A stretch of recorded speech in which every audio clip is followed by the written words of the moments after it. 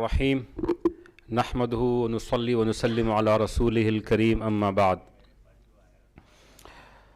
لقد من اللہ علی المؤمنین اذ بعث فیہم رسولا من انفسہم وقال النبی صلی اللہ علیہ وسلم الجماعۃ رحمہ والفرقۃ عذاب او کما قال صلی اللہ علیہ وسلم۔ جناب آغا سید جواد نقوی صاحب مدظلہ العالی کی کاوشیں دیکھ کر دل باغ باغ ہو گیا کہ مختلف رنگ مختلف خوشبوؤں کے پھول جمع کر کے ایک گلدستے کو جس طریقے سے انہوں نے سجایا تھا، اور انہی گلدستوں کی ہم نے زیارت لاہور میں بھی کی اور دیگر کئی جگہوں پہ کی، اور کافی عرصے کے بعد پاکستان بننے کے 70 سے زائد سال کے بعد ان تمام مختلف رنگ اور مختلف خوشبوؤں کے پھولوں کو ایک گلدستے میں سجا دیکھ کر دل باغ باغ ہو گیا۔ اللہ پاک اس کو قائم و دائم رکھے۔ جب سے پاکستان بنا ہے، پاکستان مختلف سازشوں کا شکار رہا ہے۔ یہ ایسا ملک تھا کہ جس کو بنایا گیا تھا اسلام کے نام پر۔ پاکستان کا مطلب کیا؟ لا الہ الا اللہ، سینے پہ گولی کھائیں گے پاکستان بنائیں گے، بٹ کے رہے گا ہندوستان، بن کے رہے گا پاکستان۔ ان تمام نعروں کے نتیجے میں یہ ملک وجود میں آیا، اور جس پر اس ملک میں بسنے والی اقلیتوں نے بھی اعتماد کا اظہار کیا اور اپنا ٹھکانہ اسی ملک کو بنایا اور بتایا، اور اس ملک کی سلامتی کے لیے انہوں نے اپنی تگودو کی۔ تو اس سائباں کے نیچے تمام حضرات کی کاوشیں شامل تھی، لیکن پتہ نہیں ہمیں کس کی نظر لگ گئی کہ ہم نے ان نعروں کو بھلا دیا اور آپس میں گھتم گھتا ہو گئے۔ اور اگر میں کہوں کہ غیروں کی سازشوں کا شکار ہوئے، کیونکہ بیٹن صاحب نے یہ کہا تھا کہ یہ ملک 1 سال سے زیادہ تک نہیں چلے گا، اور اس ملک کے رہنما گھٹنے ٹیکتے ہوئے دوبارہ اس ملک کو ہندوستان میں ضم کرنے کے لیے منتیں کریں گے۔ یہ نہرو سے ان کے کہے گئے الفاظ تھے، لیکن الحمدللہ کم و بیش 75 سال کے بعد بھی یہ ملک اپنے پاؤں پر نہ صرف کھڑا ہے، بلکہ دنیا کی آنکھوں میں آنکھیں ڈال کر یہ کہتا ہے کہ میں اس وقت اسلام کا قلعہ بھی ہوں اور ایک جوہری طاقت بھی ہوں۔ کسی میں ہمت ہے تو آ کے میرا سامنا کرے اور مجھ سے آنکھیں چار کرے۔ لیکن ان تمام کے باوجود کبھی بھی چونکہ اسلام کے نام پر بنا، تو اسلام کی ساری خصوصیات اس کے اندر شامل ہیں، اور اسلام کی بنیادی خصوصیت وہ سلامتی کی ہے۔ تمام مقررین جب سٹیج پر تشریف لائے تو سب نے السلام علیکم کہا۔ سلام کا مطلب کیا ہے؟ سلام کا مطلب سلامتی ہے، اور یہ عہد ہے کہ مجھ سے تم سلامتی میں ہو، چاہے وہ فرد ہو، چاہے وہ فرقہ ہو، چاہے وہ مسلک ہو، چاہے وہ مذہب ہو، چاہے وہ کوئی اور دین ہو۔ ایک سائبان کے نیچے ہم رہتے ہیں تو ایک دوسرے کو یہ پیغام دیتے ہیں کہ میرے شر سے تم سلامت ہو اور سلامتی میں ہو، اور اس کا ہم عہد کرتے ہیں، روزانہ کئی بار عہد کرتے ہیں۔ تمہاری جان، تمہارا مال، تمہاری عزت، تمہاری آبرو، یہ سب میرے شر سے سلامت ہیں۔ وہ جواب میں وعلیکم السلام کہتا ہے، اور جواب میں یہی عہد دہراتا ہے کہ جس طرح میں تمہارے شرور سے سلامتی میں ہوں، اس طرح یہ میرا بھی عہد ہے، یہ میرا وعدہ ہے کہ مجھ سے بھی تم سلامتی میں ہو۔ تو یہ ہم عہد و پیمان کرتے رہتے ہیں، اور یہ بائی لیٹرل کانٹریکٹ ہے، یعنی دو طرفہ معاہدہ ہے۔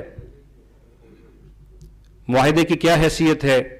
بدر کا موقع ہے، اور کسی نے حذیفہ ابن یمان سے پوچھا رضی اللہ تعالی عنہ سے کہ آپ بتائیں کہ تمام غزوات میں آپ محمد الرسول اللہ صلی اللہ علیہ وسلم کے شانہ بشانہ آپ شریک ہوتے ہیں، اور بدر جیسے، جس کو یوم الفرقان کہا جاتا ہے، بدر جیسے معرکے میں آپ دور ہیں، آپ کا نام نہیں آتا، کیا وجہ ہے؟ وہ فرماتے ہیں کہ میں حاضر ہوا تھا، میں بھی حاضر تھا، میرا گھوڑا بھی حاضر تھا، میری تلوار بھی تھی، میرا نیزہ بھی حاضر تھا، لیکن اللہ کے رسول صلی اللہ علیہ وسلم نے قبول نہیں فرمایا. کیوں؟ آپ تو اللہ کے رسول صلی اللہ علیہ وسلم کے رازدار صحابی تھے. کیوں؟ انہوں نے فرمایا کہ میں راستے میں آ رہا تھا، جب پتہ چلا بدر کے بارے میں، اپنے والد کے ساتھ بدر میں شرکت کے لیے خود کو پیش کرنے کے لیے آ رہا تھا. راستے میں مشرکین قریش، مشرکین مکہ نے مجھے پکڑ لیا، میرے والد صاحب بھی تھے، اور ہم سے کہا کہاں جا رہے ہو؟ میں نے کہا ہجرت کر کے مدینہ جا رہا ہوں. تو کہا کہ نہیں، تم غلط بیانی کر رہے ہو، تم بدر میں شرکت کے لیے جا رہے ہو. میں نے کہا نہیں، بدر میں شرکت کے لیے تھوڑی جا رہا ہوں. میں نے کہا نہیں، ہم سے وعدہ کرو کہ اگر تم پہنچ بھی گئے تو بدر میں شرکت نہیں کرو گے. تو میں نے بعد النخواستہ جان چھڑانے کے لیے ان سے جھوٹا وعدہ کر لیا. تو اللہ کے رسول صلی اللہ علیہ وسلم نے فرمایا نہیں، وعدہ کبھی جھوٹا نہیں ہوتا. لا دین لمن لا عہد لہ، اس شخص کا کوئی دین نہیں ہوتا جو اپنے عہد کی پاسداری نہ کرے. تو اس لیے تم بدر میں شرکت نہیں کرو گے، نہ تم، نہ تمہارا گھوڑا، نہ تمہارا نیزہ، نہ تمہاری تلوار، نہ تمہارے والد صاحب. اس طریقے سے اللہ کے حبیب صلی اللہ علیہ وسلم نے مجبوری میں کیے ہوئے وعدے کو پورا کرنے کے لیے جو حذیفہ ابن یمان نے مشرکین مکہ سے کیا تھا اس کو بروئے کار لے آئے. ہم تو اس نبی کے امتی ہیں. ہم پاکستان کی شناخت لینے کے لیے ہم نے ایک دستخط کیا ہے. شناختی کارڈ لیتے وقت ہم فارم پر دستخط کرتے ہیں کہ ہم اس ملک کے باسی ہیں. اس ملک کے جو اصول ہیں ان پر ہم کاربند رہیں گے. جو قوانین ہیں ان کی پاسداری کریں گے. ہمیں گورنمنٹ آفر کرتی ہے اور ہم اس کو ایکسیپٹ کرتے ہیں. یہ بائی لیٹرل کانٹریکٹ ہے، یہ معاہدہ ہے. اس معاہدے کو جو توڑے گا وہ گناہ کبیرہ میں ملوث ہوگا. ایک جو خود توڑے گا یا دوسروں کے توڑنے کا ذریعہ بنے گا، تو جتنے لوگ اس معاہدے کو اس کی وجہ سے توڑیں گے ان سب کے گناہ کبیرہ اس کے کھاتے میں آئیں گے. ایک تو یہ ہے کہ یہ ہمارا معاہدہ ہے. دوسری بات یہ ہے کہ قرارداد مقاصد کے بعد اللہ کا بڑا کرم ہوا. تقریباً 70 سال سے زیادہ اس عرصے کو لگ گئے کہ تمام مسالک، تمام مکاتب، تمام مذاہب، تمام فرق کے علماء ایک ون پوائنٹ ایجنڈا پر اکٹھے ہوتے ہیں اور اس بات پر عہد کرتے ہیں، دستخط کرتے ہیں. 1829 علماء، اسکالرز، رہنما مختلف مذاہب کے، بشپس، پادری اور سکھ کمیونٹی کے، ہندو کمیونٹی کے، مسلم کمیونٹی کے، تمام فرق کے اس بات پر اکٹھے ہو جاتے ہیں کہ آئیں جو ملک سلامتی والے اسلام کی بنیاد پر قائم کیا گیا تھا، آج اس ملک کو ساری دنیا دہشت گردی کے تانے دیتی ہے. آئیں اس تانوں کو ختم کرنے کے لیے ایک نیریٹو بنا لیں، ایک بیانیہ بنا لیں. سارے جمع ہوئے اور اس بات پر متفق ہوئے اور پیغام پاکستان کے نام پر قرارداد مقاصد کے بعد سب سے بڑا ڈاکومنٹ ہمارے پاس آ گیا. اللہ پاک اس کو صحیح استعمال کرنے کی توفیق عطا فرمائے. یہ ایسا ڈاکومنٹ ہے کہ اگر اس کے کما حق ہو، اس کے حقوق ادا کیے جائیں، اس کو پروپیگیٹ کیا جائے، اس کو پھیلایا جائے، تو جو دھبا ہمارے دامن پر لگ چکا ہے اس کو ہم بغیر کوئی نشان چھوڑے انشاءاللہ اس کو مٹا سکتے ہیں. تو اس پر عہد و پیمان کرنے کی ضرورت ہے. عہد و پیمان تو ہو چکا ہے. اس وقت 10,000 سے زائد علماء اور اسکالرز کے اس پر اتفاقات موجود ہیں اور ہم سے کئی ممالک کے سربراہان اللہ کی قسم وہ درخواست کر رہے ہیں کہ آپ کے پاس ایک ایسا شاہکار ڈاکومنٹ موجود ہے جس کی وجہ سے ہمارے ممالک میں امن آ سکتا ہے، اس کو ہمارے ساتھ شیئر کریں اور ہمارے لوگوں کو اس کی ٹریننگز دیں. لیکن ہمیں چراغ تلے اندھیرا ہوتا ہے، ہمیں اس ڈاکومنٹ کی اہمیت کا پتہ نہیں ہے. کوئی بھی قوم اپنے بیانیے کے بغیر نامکمل ہوتی ہے، اپنے نیریٹو کے بغیر نامکمل ہوتی ہے. الحمدللہ پاکستانی قوم چاہے وہ جس دین سے تعلق رکھتی ہو، جس مذہب سے تعلق رکھتی ہو، جس مسلک سے تعلق رکھتی ہو، ہمارے پاس ایک ڈاکومنٹ آ گیا ہے جس کا نام پیغام پاکستان ہے. پیغام پاکستان ہم سے کیا کہتا ہے؟ میں بس 2 یا 3 منٹ میں اس بات کو سمیٹوں گا. پیغام پاکستان ہم سے کہتا ہے کہ ریاست ماں کی طرح ہوتی ہے. اگر اس کی ماں کو کوئی گالی دے، اس کی ماں کو کوئی نقصان پہنچائے تو کیا ایک جرت مند اور غیرت مند بیٹا اس کو برداشت کر پائے گا؟ نہیں کر پائے گا. تو ریاست ایک ماں ہے. ریاست کے خلاف آرمڈ بیلیجنسی جو مسلح بغاوت ہے وہ نہ صرف حرام ہے بلکہ گناہ کبیرہ بھی ہے. پیغام پاکستان ہمیں یہ کہتا ہے کہ آپس میں منافرت کو ختم کر کے اور محبتوں کو رواج دیا جائے. جب میثاق مدینہ ہو سکتا ہے, قرارداد مقاصد پیش کی جا سکتی ہے, تو پیغام پاکستان پر بھی عمل کیا جا سکتا ہے. پاکستان جس طرح سنی کا ملک ہے اسی طرح شیعہ کا بھی ملک ہے, اسی طرح اس میں بسنے والے کرسچن کا بھی ملک ہے, اسی طرح اس میں بسنے والے ہندو کا بھی ملک ہے, پارسی کا بھی ملک ہے اور سکھ کا بھی ملک ہے, اور جتنے مذاہب اقلیتیں اس میں بستی ہیں ان سب کا ملک ہے. میرے نبی تو فرماتے ہیں صلی اللہ علیہ وسلم کہ جو غیر مسلم حکومت کے سائے تلے رہتا ہو, اگر اس پر کسی مسلمان نے زیادتی کر لی تو وہ مسلمان جنت کی خوشبو سونگنے سے بھی محروم ہوگا, حالانکہ جنت کی خوشبو 500 سال سے محسوس کی جا سکتی ہے, 500 میل مسافت سے محسوس کی جا سکتی ہے. اور فرمایا کہ اس غیر مسلم کی طرف سے میں مقدمہ لڑوں گا قیامت کے دن اس مسلمان کے خلاف جس نے مسلم حکومت کے اندر رہتے ہوئے اس کی ذمہ داری میں کسی غیر مسلم سے زیادتی کی. ہم تو اس اسلام کے جو ہے وہ ماننے والے ہیں. کیوں ہم منافرت پھیلاتے ہیں, آپس میں تفرقہ بازی میں پڑ جاتے ہیں, ایک دوسرے کی ٹانگیں کھینچنے میں لگ جاتے ہیں؟ پیغام پاکستان ہمیں یہ کہتا ہے کہ مشترکات پر جمع ہو جائیں, اتفاقات پر جمع ہو جائیں. میں ایک کانفرنس میں تھا تو وہاں پر ایک بچی نے سوال کیا کہ سر ہم کون سے اسلام کو مانیں. یونیورسٹی تھی, ہر بندہ نئے نئے اسلام کی طرف دعوت دیتا ہے. میں نے کہا بیٹی تم مجھے یہ بتاؤ کہ تمہیں کون سا اسلام 5 نمازوں سے کم کا حکم دیتا ہے؟ کہتے کوئی اسلام بھی نہیں. میں نے کہا اس اسلام کو مانو. تمہیں کون سا اسلام فجر میں 1 رکعت کا حکم دیتا ہے, ظہر میں 1 رکعت کا حکم دیتا ہے؟ ہر اسلام تمہیں فجر میں 2 فرائض کا حکم دیتا ہے, 4 فرائض کا ظہر میں, اسی طرح کرتے کرتے 17 رکعت ہیں. تم اس اسلام کو مانو. کون سا اسلام تمہیں اپنے ماں باپ کی بے عزتی کا حکم دیتا ہے؟ کہتے کوئی بھی نہیں. میں نے کہا اس اسلام کو مانو جو میں تمہیں اپنے ماں باپ کی احترام کا حکم دیتے ہیں. کون سا اسلام تمہیں جو اپنے بھائی کے ساتھ زیادتی کرنے کا حکم دیتا ہے, حق کھانے کا حکم دیتا ہے؟ کہتا ہے کوئی نہیں. تو میں نے کہا جو اسلام تمہیں اپنے بھائی کے ساتھ بھائی چارے کا حکم دیتا ہے, اپنے والدین کے احترام کا حکم دیتا ہے, اخلاقیات کا درس دیتا ہے, اس اسلام کو مانو. 5% کے اختلافات کو لے کر ہم ہائی لائٹ کرتے ہیں, 95% کے اتفاقات کو لے کر ہم کیوں بھول جاتے ہیں اور کیوں اس طرف آ جاتے ہیں کہ بھی اسلام کے اندر اختلاف ہے؟ نہیں, اسلام کے اندر اتفاقات زیادہ ہیں اور اختلافات دلائل کی بنیاد پر ہیں, اور اپنی شخصیت کو برقرار رکھتے ہوئے ان اختلافات کو برداشت کرنا اور قبول کرنا. برداشت اور قبول یہ بنیادی عناصر ہیں. ہم اس پر آ جائیں تو انشاءاللہ بھائی بھائی بن جاتے ہیں. تیسری بات یہ ہے کہ پیغام پاکستان ہمیں کہتا ہے کہ کسی بھی ملک میں لشکر کشی یہ حرام ہے. کسی پرائیویٹ جہاد کو اس پیغام پاکستان پروموٹ نہیں کرتا.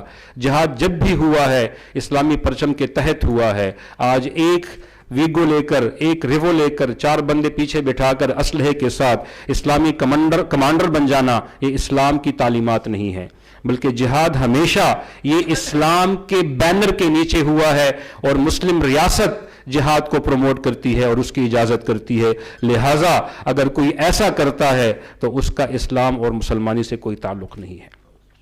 پیغام پاکستان ہمیں یہ کہتا ہے کہ جو اقلیتیں مسلمانوں کی غیر مسلم ملکوں میں رہتی ہیں وہاں پر ان کے جو اصول ہیں, جن ممالک کا کانٹریکٹ کر کے انہوں نے وہاں کی نیشنلٹی لی ہے یا جن ممالک میں ہم جاتے ہیں وہاں پر سائن کر کے ہم وہاں کے قوانین کی پاسداری کا عہد کرتے ہیں, تو اسلام اور پیغام پاکستان ہمیں کہتا ہے کہ مسلمانوں کو اس معاہدے کی خلاف ورزی کرنے کی بالکل قطعاً اجازت نہیں ہے. جس ملک میں بھی جاتے ہیں اسلام کے نام پر مسلمانوں کے ساتھ زیادتی ہو رہی ہے, جا کے خود کو پھاڑ دیا. اس کی وجہ سے تمام کمیونٹی کو مشکلات کا سامنا کرنا پڑتا ہے. ہمارے ہاں عدم برداشت کی وجہ سے جو سیالکوٹ جیسے واقعات ہوتے ہیں, میاں چنو والے واقعات ہوتے ہیں, تو خدارا میری اس فورم پر بیٹھے تمام لیڈروں سے گزارش ہے کہ ہم ایک جذباتی قوم کی نمائندگی کر رہے ہیں، اپنے جذباتی قوم کے جذبوں پر ہم تھوڑا سا ٹھنڈا پانی ڈال دیں اور جو لاجک کی بات کریں ان کے سامنے، ان کے جذباتوں کو ابھارے نہیں۔ یہ واقعات ہوتے ہیں تو ساری دنیا میں پاکستان بدنام ہوتا ہے، ساری دنیا میں اسلام بدنام ہوتا ہے۔ تو میری جو غیر مسلم ممالک میں رہنے والی مسلم اقلیتیں ہیں ان سے بھی گزارش ہے کہ اسلام کی صحیح پکچر کو سامنے لے آئیں، اور آپ نے جو ان سے وعدہ کیا ہے ان کی قدرتی، ان کے جو املاک ہیں، سرکاری املاک ہیں، ان کو نقصان نہ پہنچانا، اور یہی حال ہمارے ہاں بھی ہے، جو کہ املاک ہیں اس کو نقصان نہ پہنچانا، اس کا ہم نے معاہدہ کیا ہے اور وعدہ کیا ہے، اس معاہدے کی ہم پاسداری کریں۔